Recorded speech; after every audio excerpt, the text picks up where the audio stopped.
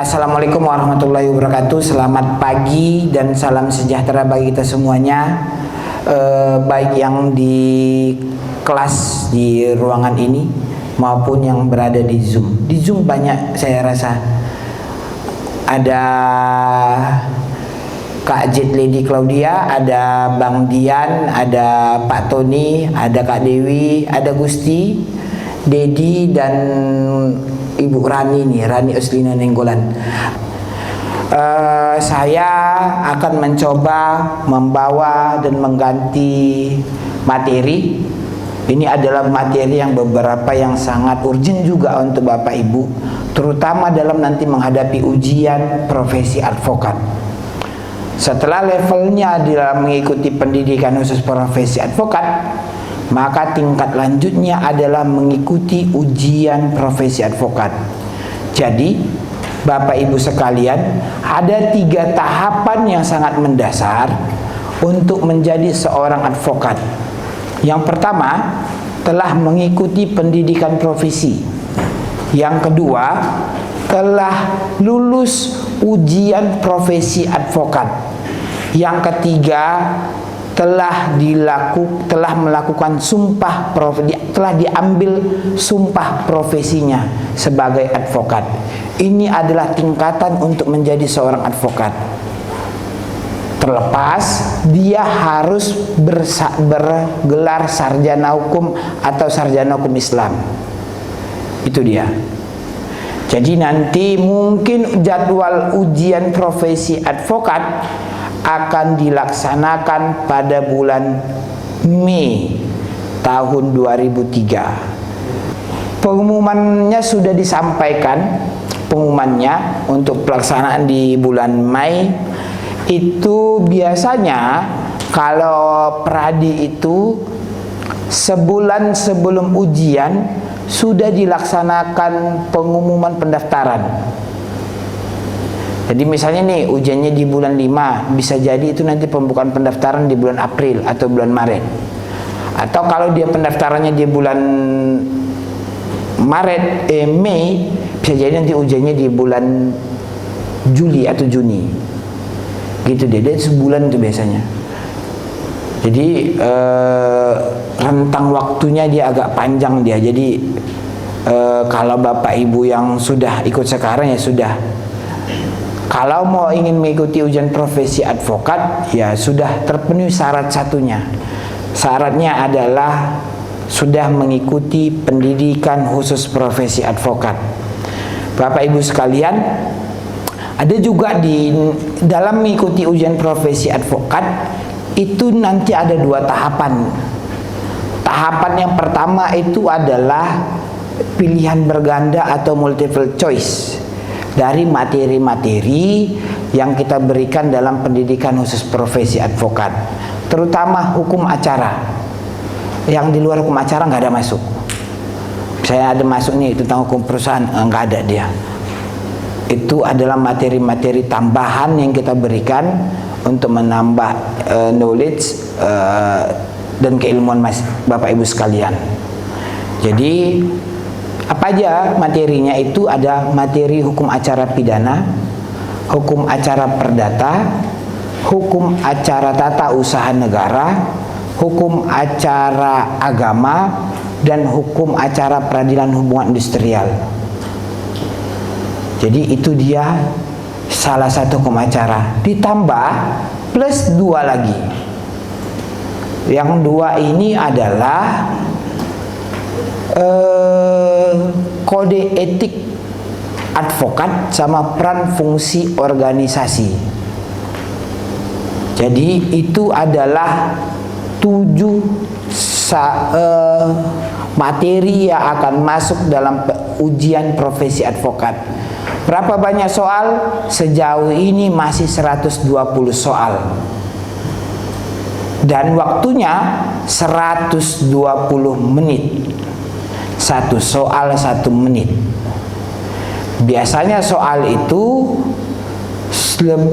lebih menjurus kepada hati-hati juga dalam membaca soal. Nanti dibilangnya begini, berapa mas berdasarkan pasal 27 KUHP katanya, jangka waktu penahanan sekian katanya, 20, 30, 50, 60 katanya. Kecuali yang mana katanya? Surat kuasa ini adalah salah satu kewenangan mutlak yang diberikan orang lain atau yang disebut dengan sekarang dalam advokat disebut sebagai klien kepada advokat atau kepada pengacara. Kalau tanpa surat kuasa, jangan coba-coba bertindak mewakili seseorang atau mendampingi seseorang. Itu dia. Jadi apa yang membuktikan advokat itu atau pengacara itu bisa bertindak mewakili klien itu adalah surat kuasa. Surat kuasa ini adalah sebuah bentuk untuk pemberian kewenangan kepada advokat atau ke pengacara. Baik, surat kuasa ini untuk pada umumnya di kantor advokat maupun di kantor pengacara ataupun di tempat-tempat yang lain yang buat surat kuasa itu punya format, bentuk dan jenisnya masing-masing. Tidak ada jenis yang tulisan yang baku, tidak ada jenis kertas yang baku, tidak ada juga format yang baku untuk sejauh ini.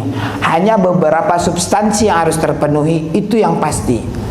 Oke, dalam ujian profesi advokat itu ada 1 sampai ke bawah deh, sampai 19 poin yang harus dipenuhi. Jadi bagaimanapun bentuk tulisannya, bagaimanapun bentuk kertasnya, 19 poin ini harus dipenuhi. Naik ke atas deh. Poin yang pertama itu judul surat kuasa khusus. Ada sebagian yang menggunakan itu pakai surat kuasa saja. Ada juga yang pakai kop surat dia, baru surat kuasa. Ada. Yang mana yang betul? Sama-sama betul. Karena kalau ditanya saya pakai yang mana? Saya pakai yang tidak pakai kop surat. Kenapa begitu?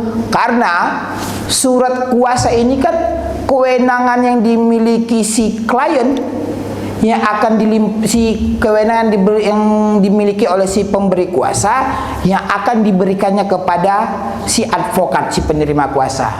Kalau saya berprinsip seperti itu. Tapi kalau ada yang pakai kop surat ya nggak ada masalah juga. Gitu. Oke. Yang kedua itu adalah tentang identitas. Dr. Randus Ali Akbar, Bangunsari, laki-laki, direktur pekerjaan, jabatan dan alamat. Kuasa ini merupakan salah satu bentuk perjanjian yang disampaikan oleh si pemberi kuasa kepada si penerima kuasa. Makanya lihat, kalau pemberi kuasanya itu belum cakap hukum, maka kuasanya juga bisa dianggap tidak sah atau cacat formil dia. Jadi jangan coba-coba nih, umurnya secara keperdataan baru 16 tahun, 17 tahun dia memberikan kuasa. Lihat dulu. Ini harus diperhatikan. Jadi untuk jadi advokat itu jangan hanya sekedar marah-marahnya aja, pakaiannya yang tampil yang keren, yang mereknya yang bagus, parfumnya yang wangi betul. Wah, pokoknya kalau untuk cewek-cewek terpesona dia semuanya. Tapi harus juga dilihat bagaimana advokat itu mampu teliti dalam sebuah formil yang ada. Oke. Dalam hal ini bertindak untuk dan karena jabatannya selaku Direktur Utama PT Bola Dunia untuk selanjutnya disebut sebagai pemberi kuasa. Jadi Bapak Ibu, kalau dia sudah dijelaskannya namanya sih, contohnya kalau di sini Dr. Randus Ali Akbar, dia harus ditegaskan juga dia bertindak sebagai siapa. Apakah dia bertindak dalam jabatan, apakah dia bertindak sebagai diri sendiri maupun dalam jabatan. Kalau diri sendiri bagaimana? Dalam hal ini bertindak untuk diri sendiri disebutnya sebagai pemberi kuasa, atau untuk selanjutnya disebut sebagai pemberi kuasa. Lanjut gitu aja. Gitu dia. Oke. Untuk sementara memilih domisili hukum di alamat kuasanya. Ini ketika nanti korespondensinya masuk ke alamat si penerima kuasa atau advokatnya. Tidak pula, walaupun pada praktiknya terkadang kita sudah sering mengajukan keberatan dari pengadilan, itu nggak ngirim ke kita suratnya, nggak kirim kepada kita sebagai lawyer, padahal kita sudah kasih surat kuasa. Kita sering komplain itu, tapi dikirimnya juga kepada kliennya. Oke, dengan ini memberi kuasa kepada Agus Purnomo dan Albert Singorangkir. Dijelaskan dia siapa saja yang diberikan. Siapa si Agus dan si Albert? Adalah advokat dari kantor pengacara Agus, Albert dan rekan yang berkantor di Jalan Antara nomor 7 Jakarta Pusat, baik bersama-sama maupun masing-masing sendiri. Ini adalah poin yang sangat penting. Baik bersama-sama maupun masing-masing sendiri. Bang, gimana kalau dia pengacaranya cuma satu? Apakah ini kita buat juga?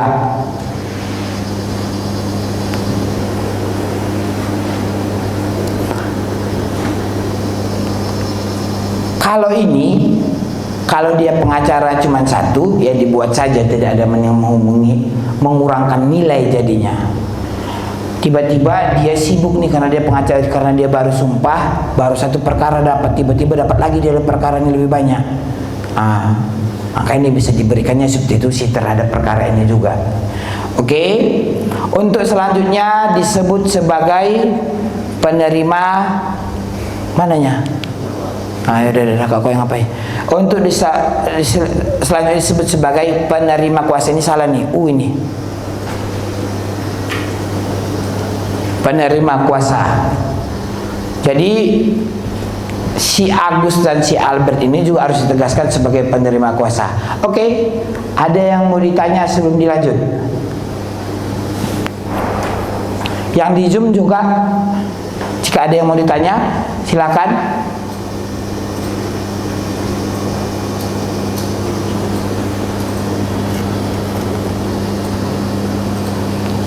Ada?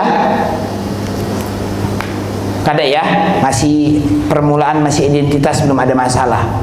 Oke, kita lanjut. Dalam membuat surat kuasa, identitas sampai dengan ke bawah, selain khusus ini format baku biasanya ada di komputer, ada di laptop, atau ada di tulisan masing-masing. Yang pembedanya adalah ini substansinya surat kuasa. Dari poin 9 sampai 13. Inilah substansinya surat kuasa. Ini salah penempatan nih. Udah? Bertindak untuk dan atas nama, mewakili pemberi kuasa, sebutkan namanya siapa, untuk mengajukan gugatan. Ini ada yang kurang, disebutkan gugatannya apa. Apakah itu gugatannya, contoh gugatannya itu prestasi, apakah gugatan itu contoh gugatan cerai, apakah itu gugatannya itu contoh gugatan perbuatan melawan hukum, disebutkan nama gugatannya. Terhadap siapa diajukan gugatan? Terhadap PT Mancanegara yang beralamat di Jalan Sisingamangaraja nomor 123 Jakarta Selatan. Jangan lupa alamatnya. Karena alamatnya ini nanti akan mempengaruhi kompetensi kompetensi relatif di mana diajukan gugatan. Bagaimana menentukan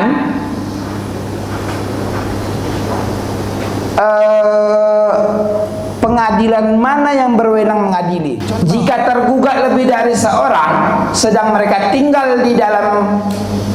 tinggal di dalam itu, dimajukan kepada ketua pengadilan negeri di tempat tinggal salah seorang dari tergugat itu yang dipilih oleh penggugat. Tergugatnya ada 3.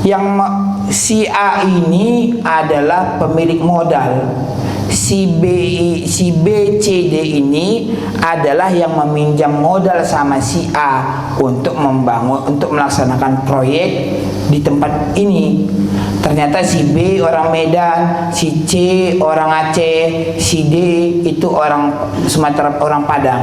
Di mana diajukan gugatan, dipilih salah satunya. Oke, ini untuk Bapak Ibu mungkin yang nanti adik-adik kawan-kawan yang baru-baru menjadi advokat, sor-sor berdebat nanti entah di mana-mana ya kan, saling berdiskusi ria. Kewenangan surat kuasa itu adalah pemberian kuasa ialah suatu persetujuan yang berisikan pemberian kekuasaan kepada orang lain yang menerimanya untuk melaksanakan sesuatu atas nama orang yang memberikan kuasa. Titik. Ini definisi surat kuasa menurut 1792 KUH Perdata. Ya kan? Gimana? Terus kata 1793, kuasa dapat diberikan dan diterima dengan suatu akta umum, dengan suatu surat di bawah tangan, bahkan dengan sepucuk surat ataupun dengan lisan. Lihat ya, dengan lisan nih. Penerima suatu kuasa dapat pula terjadi secara diam-diam dan disimpulkan dari pelaksanaan kuasa itu oleh yang diberi kuasa. Pertanyaannya, kalau terjadi ditangkap seseorang, kita sebagai lawyer datang keluarganya nangis-nangis, kita harus bertindak atas nama surat kuasa. Tanpa surat kuasa kita tidak boleh bertindak. Itu kode etiknya, itu undang-undangnya. Apa jalannya kita bisa bertindak jadinya? Nih, kuasa dapat diberikan secara dengan lisan. Cukup dikatakannya, dia lawyer saya, keluarga saya yang bawa. Saya ini dari keluarga ini, saya akan jadi lawyernya. Kewenangannya di sini. Banyak penyidik dan banyak nanti mungkin beberapa yang menjadi perdebatan dia. Tapi ini kewenangan. Ini dasar hukumnya. Bantahlah ini dulu. Tapi mungkin pada praktiknya kalau secara santun, bang kami kasih lisan dulu, tertulisnya nyusul. Lihat dasar hukumnya dan legal standingnya. Ada yang mau ditanya? Atau aku coba buat surat kuasa dulu? Boleh, silakan. Apakah ada perbedaan membuat surat kuasa? Misalnya sering saya lihat bertindak untuk atas nama mewakili dan di surat kuasa yang lainnya saya lagi untuk bertindak atas nama mendampingi. Ya. Oh iya, ada kalau dia di perdata itu dia kan dia itu mewakili kepentingan pemberi kuasa. Tapi kalau di pidana itu dia mendampingi. Karena kalau dia mendampingi di pidana, inilah masuk nanti mewakili masuk penjara, mewakili masuk kita itu sifatnya di pidana itu bersifatnya itu pasif. Hanya mendampingi, bukan mewakili. Berdasarkan KUHP, sifatnya lawyer dalam hukum acara pidana pasif. Apa yang membedakan gugatan non prestasi sama perbuatan melawan hukum? Itu hanya pada titik perjanjian. Sepanjang ada perjanjian, maka itu masuk ruang lingkup wan prestasi. Tapi jika tidak ada perjanjian, maka itu masuk dalam ruang lingkup perbuatan melawan hukum.